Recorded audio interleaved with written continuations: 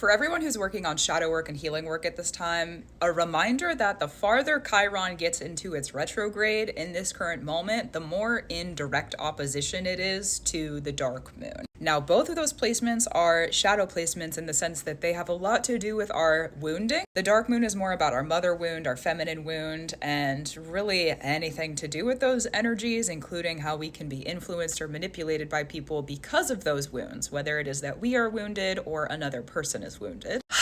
A lot. And then Chiron is literally called the wounded healer. It has more to do with our patriarchal wounds and the father wounds. And because a lot of our systems and structures in the world are set up in a more masculine way, it could have to do with how society has wounded you. Now, those two things being in opposition means that our internal shadows of feminine and masculine are having really big healing conversations right now. Like really, really big ones. And with that being said, if you are in any mother and father dynamics where you are one of the mothers or one of the fathers, that opposition of the dark moon and Chiron right now is playing into those relationships, like pretty big time. So if there are things that are being triggered, insecurities, feelings of not feeling worth in the self, like not feeling self-worth. Chiron right now is in the mind, so it does have a lot to do with our mental health. So things that are triggering you mentally, taking care of the mind. And it could be conversations that are happening mentally between the masculine and the feminine.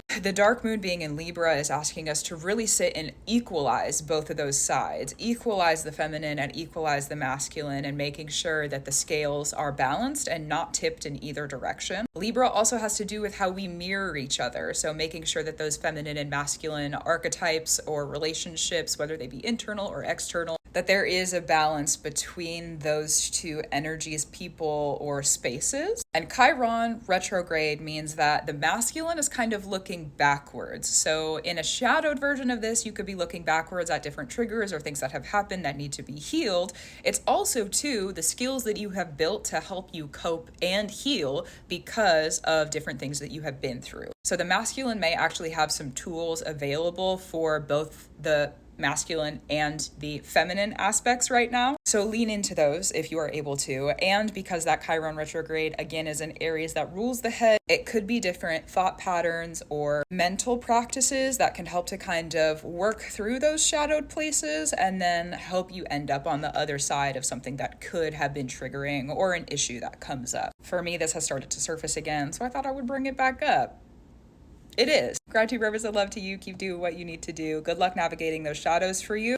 That is true. Chiron goes direct in Aries on December 29th. So for the beginning and the midpoint of December, that opposition is going to be pretty strong. And we don't have a lot of other really big transits that are happening after like the first week of December. So just kind of be prepared for that to become a big part of the conversation, even if you're not quite feeling it yet. Then once Chiron goes direct, we're going to be more focused on moving on. And that's right before the new moon in Capricorn on December 30th.